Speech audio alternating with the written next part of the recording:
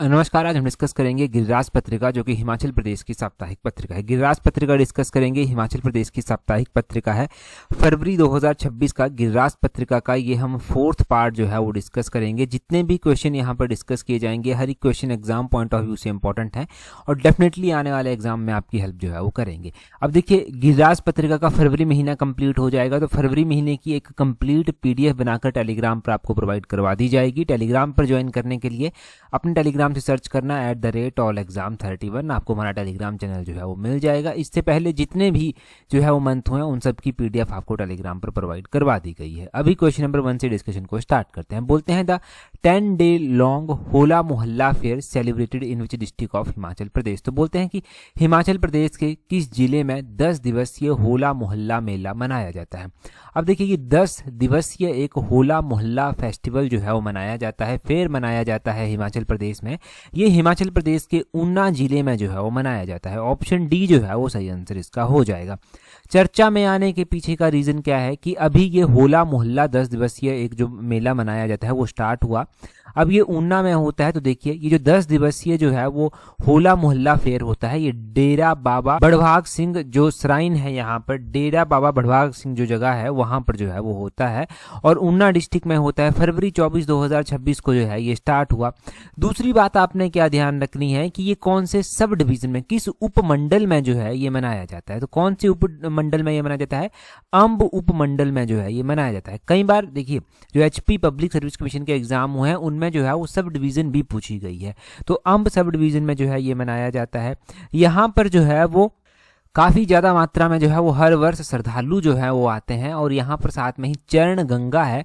चरण गंगा में जो है वो भगत जो है वो डुबकी लगाते हैं। कहा जाता है कि चरण गंगा में जो है वो भक्त डुबकी जो लगाते हैं वहाँ पर जो खास तौर पर मानसिक रोग होते हैं उनसे जो है वो मुक्ति जो है वो मिलती है। तो इस तरह से जो है ये मान्यता है। अगर हम ऊना जिले की बात करते हैं तो ऊना जिला जो प्रेजेंट टाइम में आप ऊना शहर ही देखते हैं, उसकी नींव बाबा कलाधारी के द्वारा जो था वो रखी गई थी। ऊना बेसिकली एक जिला नहीं हुआ करता था, ऊना पहले जसवां रियासत का भाग जो था वो हुआ करता था। फिर ऊना जो है वो 1966 से पहले पंजाब के होशियारपुर जिले की तहसील जो था वो एक हुआ करता था। 1966 में जब ये हिमाचल में आया तो 1966 से लेकर 1972 तक ये जो है वो कांगड़ा जिले का भाग रहा और 1972 में ऊना को जो है वो एक अलग से जिले का दर्जा दे दिया गया, एक अलग से डिस्ट्रिक्ट का जो है वो दर्जा इसको जो है वो दे दिया। तो इस तरह से है ऊना की पूरी कहानी। ऊना में जो मुख्य रूप से मेले मनाए जाते हैं वो बसौली में पीर निगाह मेला मनाया जाता है, बाबा बड़भाग सिंह मेला भी मनाया जाता है, मैडी में ये मनाया जाता है। ऊना के मैडी में अंब सब डिवीजन मैंने आपको बता दी, होला मोहल्ला हमने एक जाना। यहाँ पर माता चिंतपूर्णी का मंदिर है तो माता चिंतपूर्णी मेला भी जो है वो यहाँ पर हर साल मनाया जाता है। तो ये सब आप ध्यान रखना ऊना के बारे में। मैंने यहाँ पर एक नाम लिया था जसवां रियासत, आप कमेंट कर कर बताएंगे कि जसवां रियासत की स्थापना जो था वो किसने जो था वो की थी। ये बड़े बेसिक क्वेश्चंस हैं, आपको आने चाहिए। कंटिन्यू आप यहाँ से जो है वो इन क्वेश्चंस को रिवाइज करते रहें, अदरवाइज एग्जाम में ना एक एक नंबर जब कम होगा तब आपको पता चलेगा कि आप तो बहुत पीछे मेरिट में जा रहे हैं। आपको पीछे नहीं आना है, आपको आगे मेरिट में आना है और उसके लिए ये रिवीजन, कंटिन्यूस रिवीजन जो है वो बहुत ज़्यादा ज़रूरी है। अगला क्वेश्चन देखिए, बोलते हैं Himachal Pradesh government has decided to raise a loan of ₹1030 crore, the loan will be mature on. तो बोलते हैं कि हिमाचल प्रदेश सरकार ने अभी 1030 करोड़ रुपया लोन लेने का जो है वो ऋण लेने का जो है वो फैसला किया है। अब बोलते हैं कि ये ऋण कब तक वापस जो है वो किया जाएगा। अब देखिए, लोन ले रहे हैं, जैसे कोई आम आदमी लोन लेता है तो उसको वो वापस भी करना होता है विद इन पीरियड, तो वैसे ही हिमाचल प्रदेश सरकार भी जो है वो देनदारियां देने के लिए जो है वो लोन ले रही है और 1030 करोड़ रुपए का ये लोन ले रही है। अब बोलते हैं कि ये लोन कब तक मैच्योर होगा, इसको वापस कब तक जो है वो करना होगा। तो इसको जो है वो 20 सालों के बाद जो है वो वापस करना होगा। 20 सालों 20 ईयर्स के लिए ये लोन जो है वो लिया जा रहा है। 4 मार्च 2046 तक जो है वो इसको वापस करना होगा। ऑप्शन बी जो है वो इसका सही आंसर जो है वो हो जाएगा। ऑप्शन बी इसका सही आंसर है। हिमाचल प्रदेश सरकार, आपको पता है कि गंभीर वित्तीय संकट के बीच में जो है वो चली हुई है। संकट तब भी बहुत ज़्यादा गहरा गया जब आरडीजी वाला मामला जो है वो सामने आया। गिरिराज पत्रिका में हम पहले पढ़ चुके हैं रेवेन्यू डेफिसिट ग्रांट के बारे में, मैंने अलग से इसके बारे में आपको बताया है। अब बोलते हैं कि वित्तीय संकट के बीच विकास कार्यों और ट्रेजरी बैलेंस को बनाए रखने के लिए जो है वो सरकार ने ये निर्णय निर्णय लिया है कि 20 वर्ष की अवधि के लिए 1030 करोड़ रुपए का जो है वो ऋण लिया जाएगा।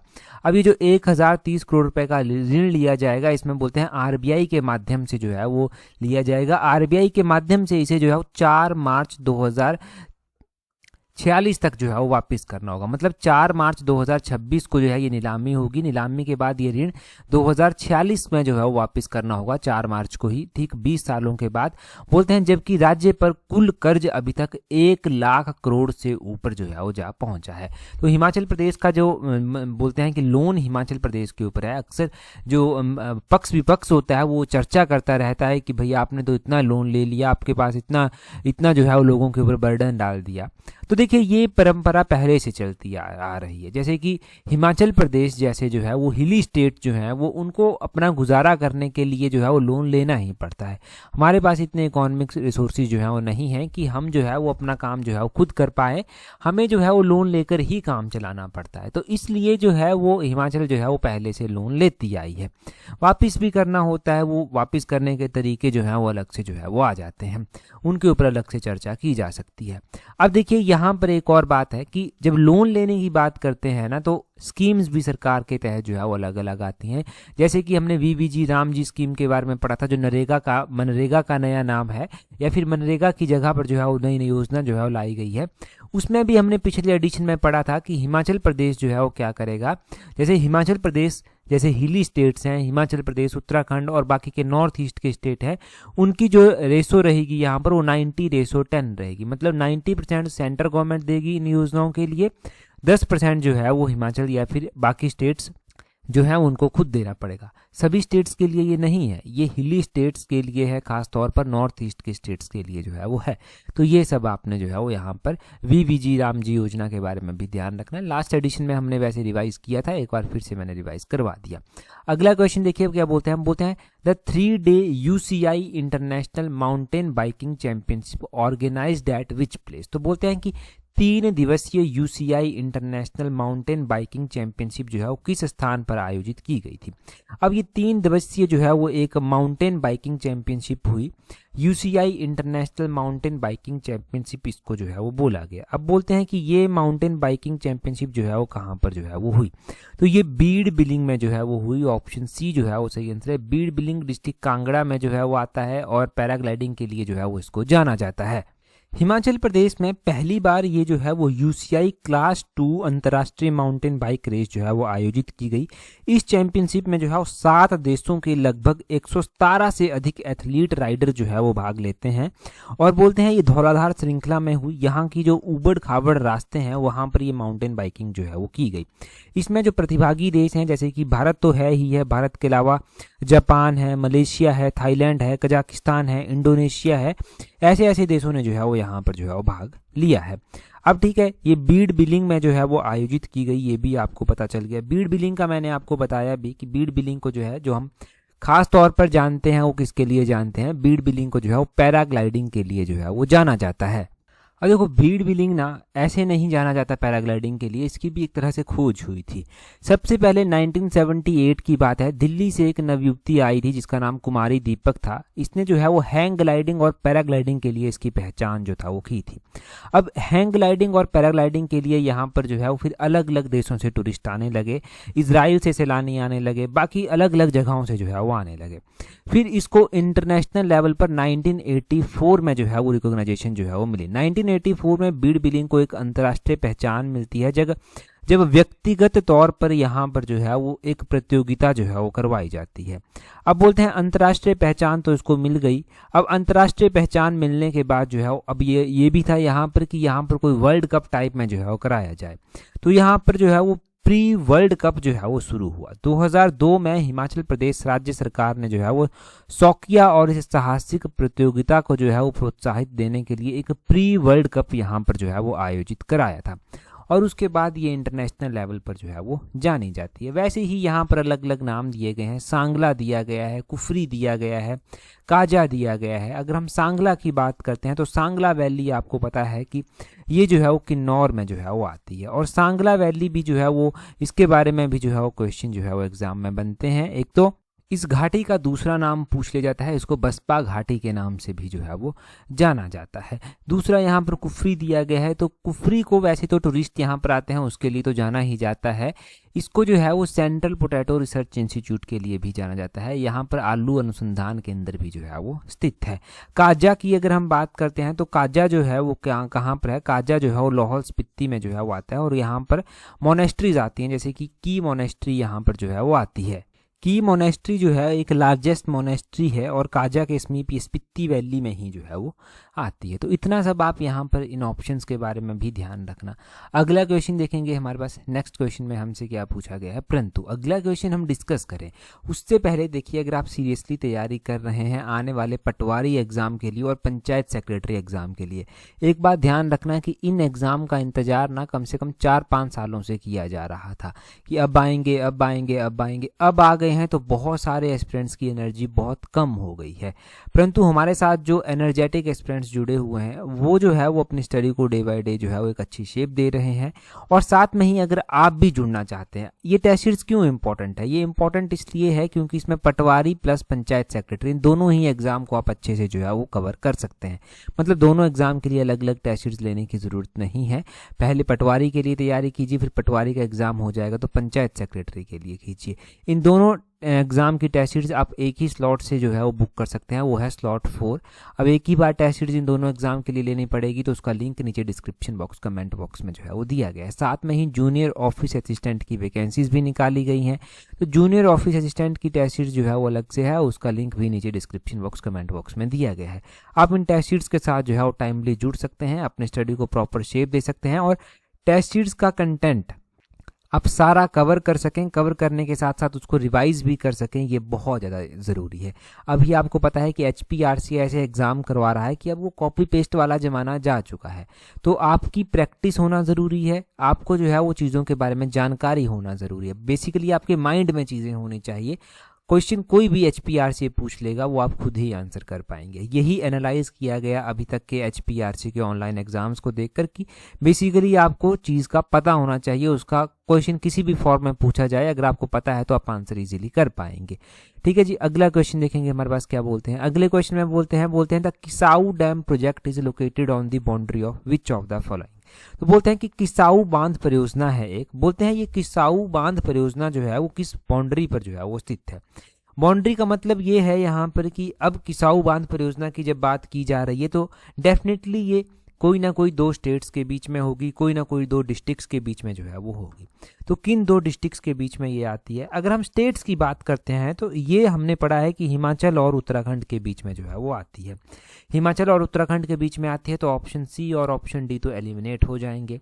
अब उत्तराखंड की बात की जा रही है तो देहरादून उत्तराखंड में जो है वो आता है।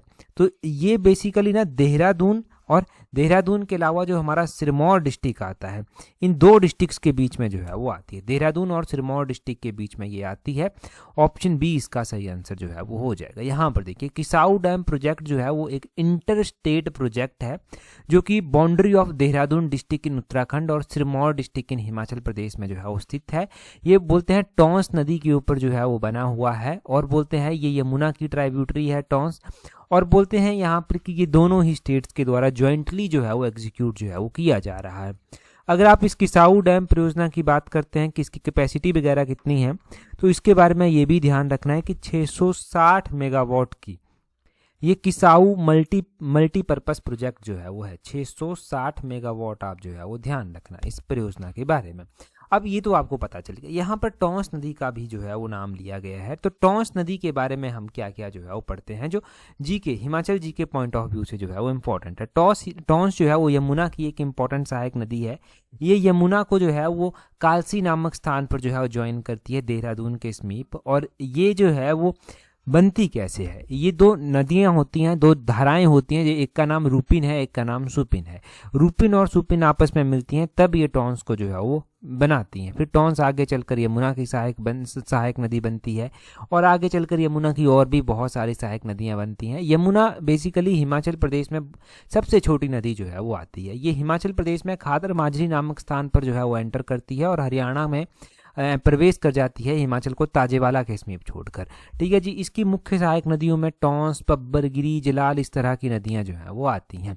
ये सब आपने जो है वो टॉन्स नदी के बारे में, किसाऊ डैम प्रोजेक्ट के बारे में ध्यान रखना है, कितनी कैपेसिटी है वो सब आपको यहाँ से पता जो है वो चला। आगे बोलते हैं the phase 2 JICA official development assistance project will be implemented in how many district of Himachal Pradesh. तो बोलते हैं कि जो जाइका परियोजना की जो है वो चरण दो जाइका परियोजना है, बोलते हैं ये कितने जिलों में लागू जो है वो की जाएगी हिमाचल के। तो ये हिमाचल के 12 के 12 जिलों में जो है वो लागू की जाएगी। थोड़ा डिटेल से इस जाइका परियोजना के बारे में जानते हैं। The phase 2 of JICA official development assistant project will be implemented in all district of state, यानी कि all district of Himachal Pradesh की। इसकी जो आउटले है वो है 1010.13 करोड़ और ये 9 ईयर के पीरियड के लिए जो है वो परियोजना है। बोलते हैं इसमें MOU यानी कि मेमोरेंडम ऑफ अंडरस्टैंडिंग जो है वो साइन किया गया है for the implementation of second phase. ये जो है वो गवर्नमेंट ऑफ इंडिया, भारत सरकार और जापान इंटरनेशनल कोऑपरेशन एजेंसी जिसको जाइका बोला गया, इन दोनों के बीच में जो है वो हुआ है। ये जो है वो 26 मार्च 2021 को जो है वो MOU हुआ था। इसके लिए जो बजट प्रोविजन रखा गया है वो 50 करोड़ का रखा गया है फाइनेंशियल ईयर 2024-25 का। ये 50 करोड़ सिर्फ फाइनेंशियल ईयर 2024-25 का जो है वो है। बोलते हैं the following component will be covered under JICA phase 2। कुछ कंपोनेंट हैं जो इसके तहत जो है वो कवर होंगे, जैसे कि इंफ्रास्ट्रक्चर डेवलपमेंट की जाएगी, माइनर माइक्रो इरिगेशन प्रोजेक्ट हो गए, farm access and road, solar या फिर इलेक्ट्रिक फेंसिंग हो गया, ये सब यहाँ पर कवर किया जाएगा। बाकी फार्मर सपोर्ट कंपोनेंट होगा जिसमें कैपेसिटी बिल्डिंग प्रोग्राम आएगा, इंजीनियरिंग वगैरह के साथ जोड़ा जाएगा, agriculture staff, vegetable promotion, seed production, demonstration, ये सारी चीज़ें जो है वो की जाएंगी। वैल्यू चेन और मार्केट डेवलपमेंट कंपोनेंट भी आएगा। ये एक इंपॉर्टेंट जो है वो चीज़ आती है। अगर आपके पास मार्केट होगी तभी तो चीज़ें बेची जा सकती हैं। ठीक है, तो वैल्यू चेन और मार्केट डेवलपमेंट कंपोनेंट को भी जो है वो ध्यान में रखा गया है। बाकी इंस्टीट्यूशनल डेवलपमेंट कंपोनेंट्स को भी जो है वो यहाँ पर जोड़ा गया है। देखिए आज के टाइम में खेती करना भी आसान नहीं है। अगर आप खेती साइंटिफिक लाइंस पर नहीं करेंगे तो शायद बहुत पीछे रह जाएंगे। वैसे ही पढ़ाई का है, अगर स्मार्ट स्टडी नहीं करेंगे तो बहुत पीछे रह जाएंगे। ये सारी चीज़ें ना एक दूसरे के साथ लिंक होती हैं, करने ही आना चाहिए। अगर जो अर्न करने वाला है वो तो खेती से भी कमाएगा, पढ़ाई से भी कमाएगा। अब उसमें डिपेंड करता है कि आप किस ट्रैक को जो है वो फॉलो करते हैं। ट्रेडिशनल चीज़ों को फॉलो भी करना पड़ता है और ट्रेडिशनल चीज़ों को छोड़ना भी पड़ता है। अब ये डिपेंड आपके ऊपर करता है कि आप किस सूझबूझ के साथ जो है वो कार्य करते हैं। अगला क्वेश्चन देखिए जी क्या बोलते हैं which of the following combination is not correctly match. इनमें से बोलते हैं कि कौन सा कॉम्बिनेशन सही तरीके से जो है वो मैच नहीं किया गया है। यहाँ पर कुछ एक परियोजनाएं दी गई हैं, जैसे कि 5 मेगावाट लिखा गया है Beradol solar project, 32 megawatt Pekhuwela solar project लिखा गया है, 5 मेगावाट बंजल सोलर प्रोजेक्ट लिखा गया है और 20 मेगावाट जो है वो अगलोर परियोजना जो है वो लिखा गया है। बेसिकली आपको बताना है कि करेक्ट कौन सा नहीं है, इनकरेक्ट वाला आपको जो है वो बताना है।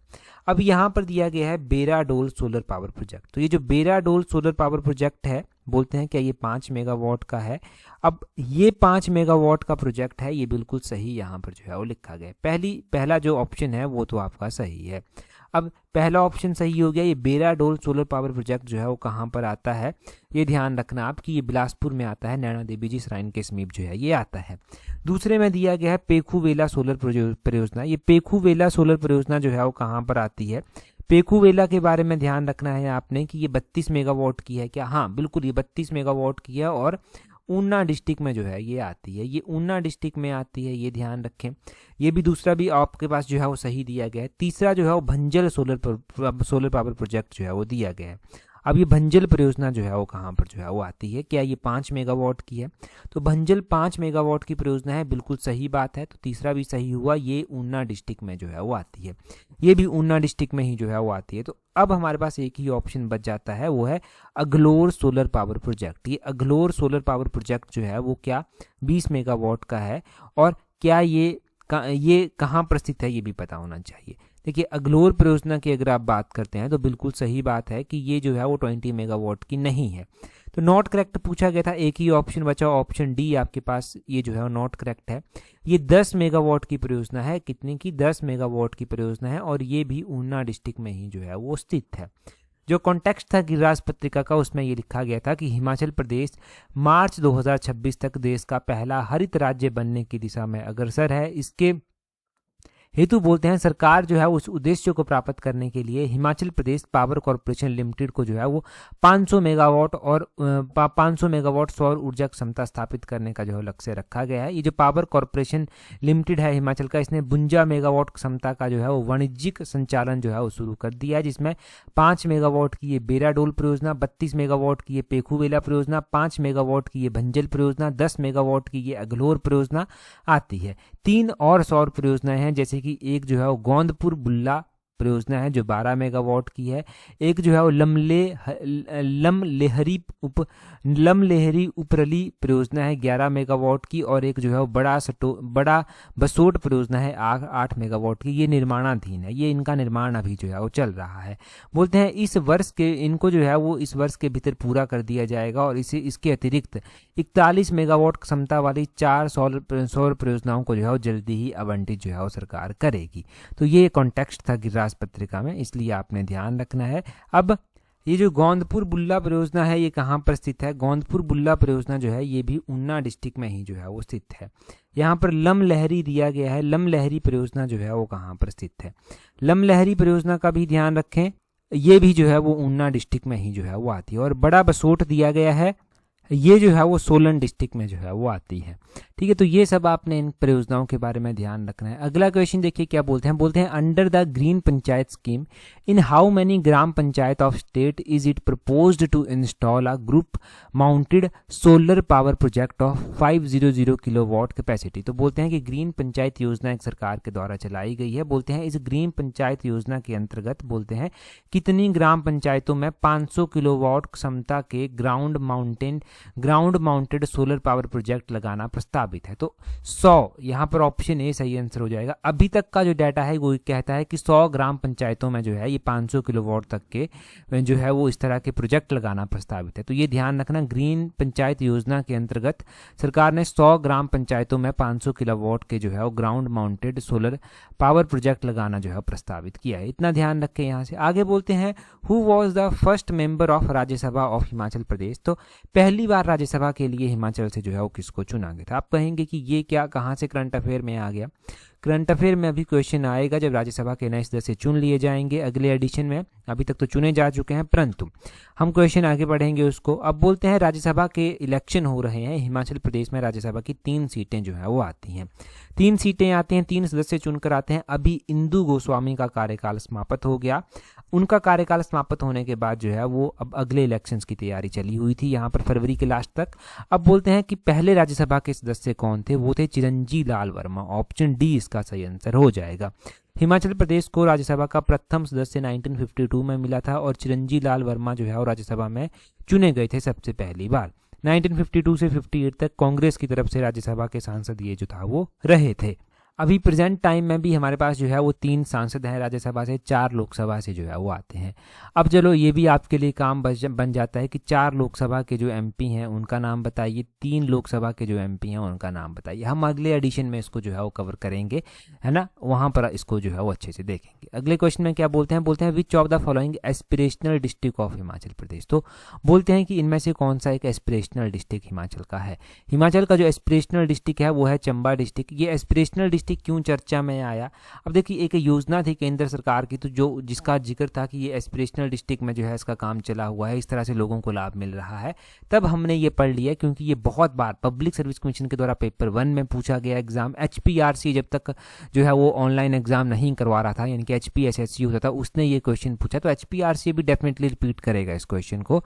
ये जो एस्पिरेशनल डिस्ट्रिक्ट हिमाचल का आता है ये चंबा डिस्ट्रिक्ट जो है वो आता है। तो चंबा डिस्ट्रिक्ट इसका आपने ऑप्शन सी जो है वो ध्यान रखना है कि चंबा जो है वो एस्पिरेशनल डिस्ट्रिक्ट हिमाचल का है।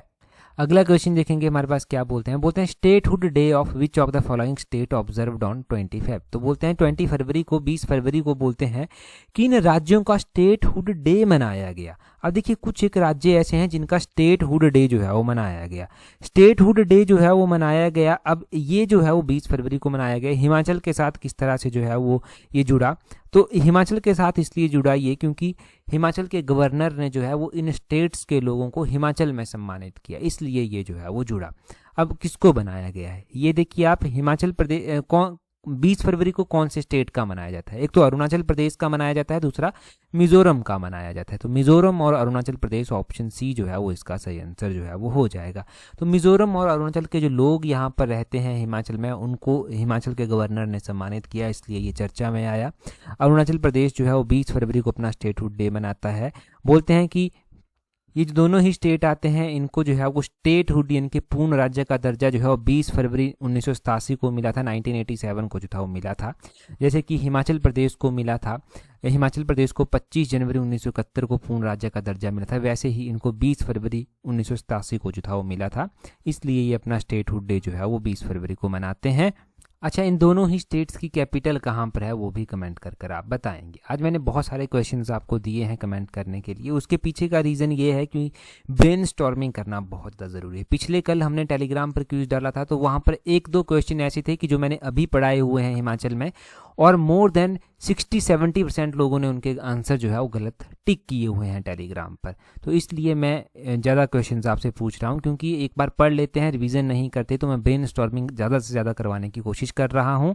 अगला क्वेश्चन देखिए यहाँ पर क्या पूछा गया है। यहाँ पर बोलते हैं रिसेंटली चेशु या फिर छेशु मेला, बोलते हैं Chheshu fair begin at which of the following place. और हाल ही में ये छेशु या फिर तशेशु मेला स्टार्ट हुआ है, ये कहाँ पर शुरू हुआ है ये आप कमेंट कर बताएंगे। इससे पिछले एडिशन में हमने गिरिराज पत्रिका के फरवरी के तीसरे पार्ट में डिटेल से ये पढ़ा है। टेलीग्राम पर आपको जो है वो कंपाइल कर PDF भी प्रोवाइड करवा दी जाएगी। टेलीग्राम पर ज्वाइन करने के लिए अपने टेलीग्राम से @allexam31 सर्च करना, आपको टेलीग्राम पर हर एक इंपॉर्टेंट जानकारी मिल जाएगी जो एग्जाम पॉइंट ऑफ व्यू से आपके लिए इंपॉर्टेंट होगी। आज की इस वीडियो में इतना ही है। That's all for today. Thank you very much for watching and listening it very patience.